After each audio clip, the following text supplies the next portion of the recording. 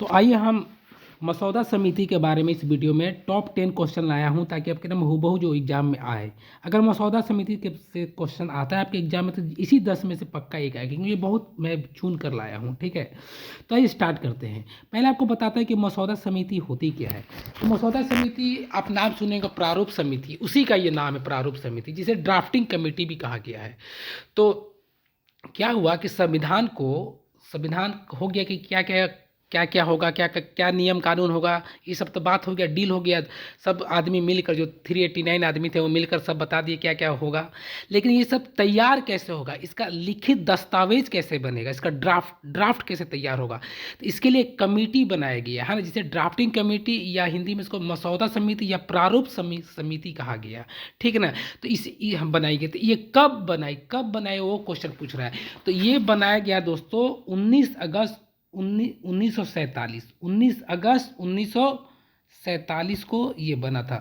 Number एक, 19 अगस्त 1947 को मसौदा समिति को बनाई गई। समझ में आ गया।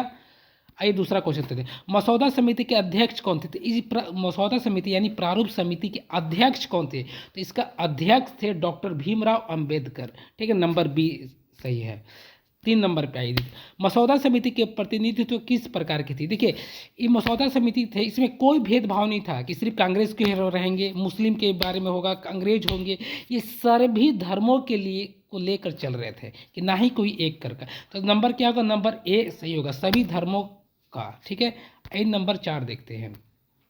संविधान मसौदा समिति की सबसे महत्वपूर्ण विशेषता क्या थी?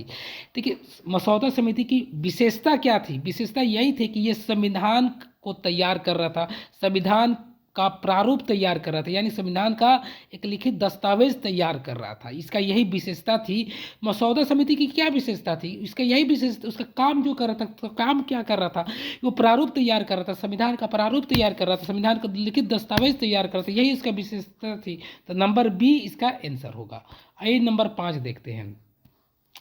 संविधान का मसौदा समिति ने कब प्रस्तुत किया? संविधान को मसौदा समिति ने कब प्रस्तुत किया? तो देखिए, मसौदा समिति जो यानी प्रारूप समिति जो थी, भीमराव अंबेडकर के जो अध्यक्ष बने थे, वो कब प्रस्तुत कर दिए? ये 26 नवंबर 1949 को ही प्रस्तुत कर दे दिए थे संविधान को ना।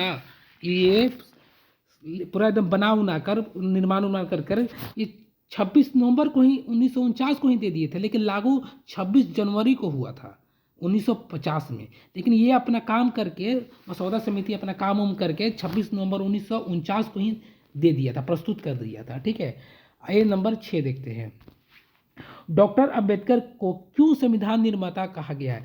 मतलब अंबेडकर जी को संविधान का निर्माता क्यों कहा गया? इसलिए निर्माता कहा गया है क्योंकि उन्होंने संविधान का प्रारूप तैयार किया, उन्होंने संविधान को ड्राफ्ट तैयार किया, उन्होंने संविधान का प्रारूप तैयार किया, मसौदा तैयार किया। सब एक ही बात है, तीनों एक ही बात है, मसौदा या ड्राफ्ट बोलिए या प्रारूप बोलिए। तो क्या देखिए, क्योंकि उन्होंने मसौदा तैयार किया, संविधान का मसौदा तैयार किया, नंबर बी, इसलिए उनको संविधान निर्माता कहा गया।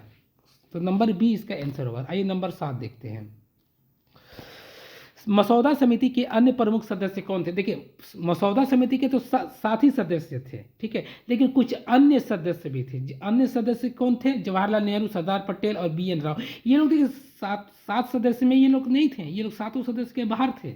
लेकिन ये लोग क्या करते थे, कुछ मसौदा समिति को कुछ ज़रूरत पड़े या कुछ उनको पूछना हो या कुछ उनको सलाह मशवरा करना हो, तो ये लोग उनको हुआ करते थे। कोई भी तरह का है, मतलब समझिए, इनको मसौदा समिति को ये लोग हेल्प करते थे, इसलिए इन्हें अन्य प्रमुख सदस्य कहा गया है। ठीक है, तो इसका आंसर क्या हो जाएगा? Number A. ठीक है, नंबर 8 देखते हैं।